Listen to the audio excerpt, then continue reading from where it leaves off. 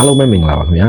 ဒီနေ့မှာတော့ကျွန်တော်မိတ်ဆွေတွေအတွက်ခုလိုစောင်းရာဒီမှာဖြစ်တတ်တဲ့ကျန်းမာရေးပြဿနာလေး၅မျိုးအကြောင်းနဲ့စောင်းရန်လေးတွေကိုပြောပြမျှဝေပေးသွားပါမယ်နော်စောင်းရာဒီဆိုတာဘာပဲဖြစ်ဖြစ်အေးချမ်းချမ်းလေးနဲ့နေရထိုင်ရတာကောင်းပေမဲ့ကျန်းမာရေးအတွက်သတိထားမှလေးလည်းရှိတာမို့လို့အရေးကြီးတာလေးတွေကိုပဲပြောပြမယ်နော်နံပါတ်1ကတော့ရေဓာတ်ခန့်ချောက်တတ်တာပါရေဓာတ်ခန့်ချောက်တဲ့အခါမှာအသားပတ်တာတွေအသားချောက်တာတွေအသားကွဲတာတွေအထိအရေပြားပြဿနာတွေရှိတယ်လို့မလို့ဆောင်းရာသီမှာရေဓာတ်မဆုံးရှုံးရအောင်သတိထားပြီးတော့ရေကိုမကြာခဏတောက်ရပါမယ်။ဆောင်းတွင်မှာအေးနေတော့ရေသိမ်းမစားတတ်ပေမဲ့ခန္ဓာကိုယ်ကရေဓာတ်ကိုပုံမှန်လိုအပ်နေသေးပဲဖြစ်ပါတယ်။ရေမတောက်လို့ရှိရင်ရေတောက်နေရင်ပြောခဲ့သလိုပဲအသားပတ်တာတွေအသားချောက်တာတွေနှခမ်းကွေးတာတွေနှခမ်းချောက်တာတွေအပြင်ဆောင်းရာသီမှာရေဓာတ်ဆုံးရှုံးတာကြောင့်ရေရမ်းစားတာတွေအာကောင်ချောက်တာတွေချွေထွက်နေတာစီးသွားနေတာတွေနဲ့စီးအယောင်ရင်တာခြေကုံလက်ပန်းကြတာတွေပါဖြစ်တတ်ပါလေ။ဒါကြောင့်ရေဓာတ်ပြည့်ဝမှအရေပြားချောက်သွေးမှုကိုတက်တာစေပြီးတော့ကျွန်တော်တို့ရဲ့ခန္ဓာကိုယ်ရဲ့အစိတ်တောက်တွေကိုစွန့်ထုတ်နိုင်မှာဖြစ်တဲ့အတွက်ရေကိုပုံမှန်တောက်ဖို့မမေ့ပါနဲ့ပြီးတော့ရေအေးထက်ရေနွေးနွေးလေးတွေတောက်ပေးတာလည်းပိုကောင်းပါရဲ့နော်နံပါတ်2ကတော့ရာသီတုပ်ကွေးနဲ့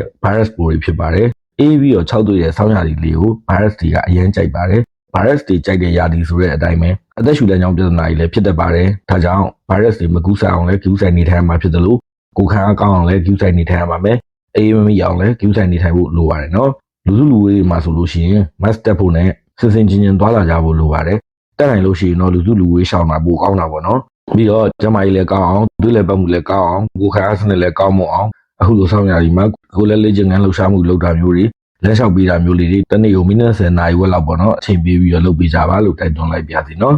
်နောက်နံပါတ်3ကတော့ကျန်းမာရေးပြဿနာအခန့်ရှိတဲ့သူတွေကဆောင်ရည်မှာပို့ပြီးတော့ယူဆိုင်စင်ကျင်နေထိုင်တဲ့ပါတယ်အထူးသဖြင့်ပန်းနာရင်ကျယောဂအခန့်ရှိတဲ့သူတွေထိတ်ကန့်တာရှိတဲ့သူတွေစိတ်ကနာဖြစ်တတ်တဲ့သူတွေနဲ့ချောင်းဆိုးလွယ်တဲ့သူတွေစတဲ့အဆုတ်ယောဂအသက်ရှူလမ်းကြောင်းယောဂအခန့်ရှိတဲ့သူတွေကယောဂအခန့်တွေကြွတတ်တဲ့ရာသီဖြစ်ပါတယ်။ဒါကြောင့်ကျန်းမာရေးကိုတေချာတတိထားပြီးတော့နေရပါမယ်၊ကူးဆက်ရပါမယ်နော်။အေးဓာတ်ကခန္ဓာကိုယ်အပူချိန်ပြောင်းလဲမှုကိုဖြစ်စေတဲ့အတွက်ရောခြောက်သွေးအေးမြတဲ့လေတွေကပါးစပ်ကနေတစ်ဆင့်လေချောင်းတွေလေပြိုနေစီကိုဓာတ်ရိုက်ဝင်ရောက်တဲ့အခါမှာလေချောင်းတွေခြောက်ပြီးတော့လေပြိုနေရလဲခြောက်သွေးရလေပြိုနေကျင်းသွားတာမျိုးတွေဖြစ်တတ်တာမို့လို့ယောဂအခန့်ရှိထားတဲ့သူတွေကအဲ့ဒီယောဂပိုးလေးတွေကထကြွတောင်းကျမ်းပြီးတော့ယောဂပြန်ထစေတာတွေချွတ်တလိကက်တာတလိထတာတွေနဲ့နှာစေးနှာပိတ်တာတွေအပြင်ထိတ်ကန့်တာပါဖြစ်စေတတ်ပါတယ်။ဒါကြောင့်ဆောင်းရာသီမှာပါးစပ်နဲ့အသက်ရှူတာကိုလျှော့ပါ။လေဝင်လေထွက်တကားတွေကိုမအေးအောင်ပိတ်ထားတတ်ကြတဲ့အတွက်အိမ်တွင်းအခန်းတွင်းတွေမှာဖုံတွေအမှုန်တွေမကတ်အောင်တန်ရှင်းအောင်နေထိုင်ရပါမယ်။ဘန်းနာရင်ကျရှိတဲ့သူတွေကလည်းဆောင်းရာသီမှာပြနေကြကုနေကြဆရာဝန်နဲ့တိုင်ပင်ပြီးတော့တောက်သုံးနေကြဆေးဝါးတွေကိုတိုးတာတို့လျှော့တာတို့ချိန်ညှိတာတို့လုပ်ပြီးတော့ကြိုတင်ယူဆိုင်ကြပါလို့အကြံပြုလိုက်ပါတယ်နော်။နောက်နံပါတ်4ဆောင်းရာသီမှာသတိထားရမှာလေးကတော့အစစ်အမြစ်တွေကြိုက်ခဲနာကျင်တတ်တာတွေပါ။ဆောင်းရာသီရဲ့အေးတဲ့ကြောင့်အစစ်တွေကြားမှာချောစီအဖြစ်အလုပ်လုပ်ပေးတဲ့ synovial fluid လို့ခေါ်တဲ့အရည်လေးတွေဟာပုံမှန်ထက်ပိုပြီးတော့ပြစ်လာတတ်ပါတယ်ဒါကြောင့်အစစ်တွေကချွတ်ချောမွေလှုပ်ရှားလို့မရတော့ဘဲနဲ့တောင့်တင်းနေတတ်ပါတယ်အေးတဲ့ကြောင့်ကြွက်သားတွေအရွတ်တွေကလည်းကျုံသွားတဲ့အတွက်အစစ်တွေအပေါ်မှာဖိအားပိုတက်ရောက်မှုဖြစ်ပြီးတော့နာကျင်မှုကိုပုံမခံစားရစေပါတယ်ပြီးတော့အေးတဲ့အခါမှာခန္ဓာကိုယ်ကအပူချိန်ကိုထိန်းသိမ်းဖို့အတွက်ဆိုပြီးတော့သွေးကြောတွေကိုကျုံစေပါတယ်ဒါကြောင့်အစစ်မြစ်တွေစီကိုသွေးရောက်တာနည်းသွားပြီးတော့အောက်ဆီဂျင်တို့အာဟာရဓာတ်တွေတို့နေပါသွားတာဖြစ်တဲ့အတွက်နာကျင်မှုကိုသိသာစေပါတယ်ကြိုက်ခဲမှုကိုဖြစ်စေပါတယ်ဆိုတော့အေးလို့ဆိုပြီးတော့ငြိမ်နေတာတွေအလှရှားနေတာတွေကအစစ်တွေအကြောတွေကိုပို့ပြီးတောင်းတင်းစေပါတယ်ဒါကြောင့်အိမ်ထဲမှာလည်းအကြောလျှော့တာမျိုးတွေယောဂလောက်တာမျိုးတွေလမ်းလျှောက်ပေးတာမျိုးတွေပေါ့နော်ဒီနေ့ကိုအနည်းဆုံးမိနစ်20လောက်လုပ်ပေးပါဒါမှသွေးလက်ပန်းမှုပြန်ကောင်းလာမှာဖြစ်ပါတယ်ပြီးတော့အဝတ်စားကိုနွေ့နွေ့ထွေးထွေးဝတ်စင်မှာနွေ့နွေ့ထွေးထွေးအိပ်ပါအထူးသဖြင့်နာကျင်ကြိုက်ခဲတဲ့နေရာလေးတွေပေါ့နော်ခြေစစ်တွေလက်စစ်တွေဒူးစစ်တွေလက်ကောက်ဝတ်နဲ့ခြေချင်းဝတ်တွေစတဲ့နေရာလေးတွေကိုယုံကြုံနူးထွေးအောင်ထားပြီးတော့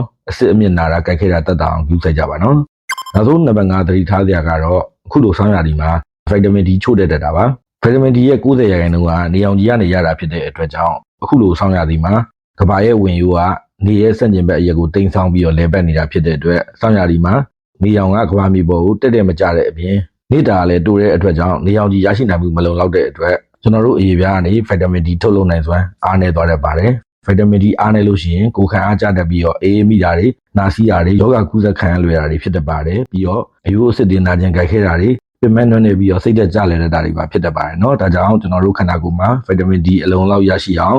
မနက်9နာရီနဲ့17နာရီကြားလောက်အချိန်ရင်ဒါမှမဟုတ်လို့ရှိရင်ညနေ3နာရီနောက်ပိုင်းနေအောင်ကြီးကို15မိနစ်20လောက်ပေါ့နော်နေအောင်ကြီးနဲ့ကျွန်တော်တို့ရဲ့အရေပြားဓာတ်ရိုက်ထိတွေ့အောင်နေအောင်ခံပေးရပါမယ်ပြီးတော့အစားအသောက်ကနေပြီးတော့ဗိုက်တာမင် D ရဖို့ခက်ခဲပေမဲ့ဗိုက်တာမင် D ရဖို့အတွက်စားပေးလို့ရတဲ့အစားအစာလေးတွေတော့ရှိပါတယ်တူနာတို့ဆော်လမွန်တို့ငါတလောက်တို့လိုအဆီဓာတ်များတဲ့ငါးကြီးသားတွေနဲ့ဥအမျိုးမျိုးကိုစားပေးပါကျက်ဥအနှစ်မှာလည်းဗိုက်တာမင် D ပါဝင်ပါတယ်နော်ဒါအပြင် နေအောင်ကြီးထိတွေ့ထားတဲ့စားလို့ရတဲ့မှုတွေမှာလည်းဗီတာမင် D ပါဝင်တာဖြစ်တဲ့အတွက်အခုပြောခဲ့တဲ့အစားအစာလေးကိုဆောင်းရာသီကျန်းမာရေးအတွက်တင့်တော်တယ်လို့လေးစားပေးကြပါလို့တိုက်တွန်းချင်ပေးနေပဲနှုတ်ဆက်ပါတယ်နော်နောက်ထပ်လည်းအခုလိုကျန်းမာရေးဘူးစားလေးတွေကိုဆက်လက်မျှဝေပေးသွားမှာဖြစ်တဲ့အတွက်ကျွန်တော်ရဲ့ဒီ channel လေးကို like and subscribe လေးလည်းလုပ်ခဲ့ကြအောင်နော်အားလုံးပဲကျန်းမာခြင်းဒုက္ခနဲ့ပြည့်စုံနိုင်ကြပါစေခင်ဗျာ